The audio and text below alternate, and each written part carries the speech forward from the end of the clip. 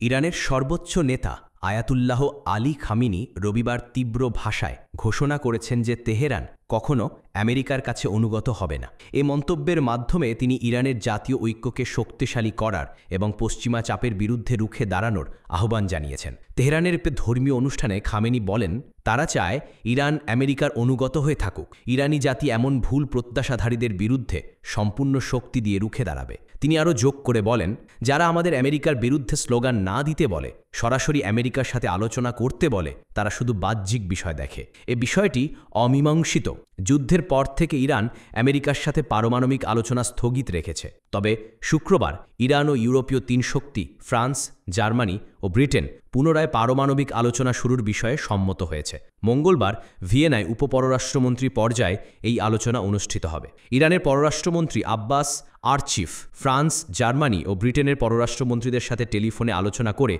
এই সিদ্ধান্ত নেন। ইউরোপীয় তিন দেশ হুমকি দিয়েছে যে ইরান যদি আলোচনার টেবিলে ফিরে না আসে, তাহলে তারা জাতিসংঘে স্ন্যাপব্যাক পদ্ধতি ব্যবহার করে ইরানের ওপর নিষেধাজ্ঞা পুনর্বহাল করবে। এ পদ্ধতি 2015 সালের পারমাণবিক চুক্তির অংশ। জার্মান পররাষ্ট্রমন্ত্রী জোহান ওয়াডেফুল সতর্ক করেছেন যে সময় খুবই কম এবং ইরানকে অর্থপূর্ণভাবে আলোচনায় অংশ নিতে হবে। ফ্রান্সের পররাষ্ট্রমন্ত্রী জিও ইভেল ব্যারট বলেছেন, সময় ফুরিয়ে আসছে। তবে আরেকটি এই হুমকি প্রত্যাখ্যান করে বলেছেন যে ইউরোপীয় তিন দেশের স্ন্যাপব্যাক পদ্ধতি ব্যবহারের আইনি ও নৈতিক কর্তৃত্ব নেই। তিনি এমন পদক্ষেপের গুরুতর পরিণতি হওয়ার বিষয়ে সতর্ক করেছেন। খামেনি ইরানিদের ঐক্যবদ্ধ থাকার আহ্বান জানিয়ে বলেন, শত্রুর কৌশল হল ইরানের ভিতরে বিভেদ সৃষ্টি করা। তিনি আমেরিকা ও ইহুদিবাদী শাসনের এজেন্ডের ইসরায়েলের ইঙ্গিত দিয়ে বিভাদ সৃষ্টির চেষ্টার জন্য দায়ী করেছেন। খামেনি দাবি করেছেন যে ইসরায়েল কর্তৃক আক্রমণের একদিন পর আমেরিকান এজেন্টরা ইউরোপে মিটিং করে ইসলামী প্রজাতন্ত্রের পর ইরানে কোন সরকার শাসন করবে সে বিষয়ে আলোচনা করেছে।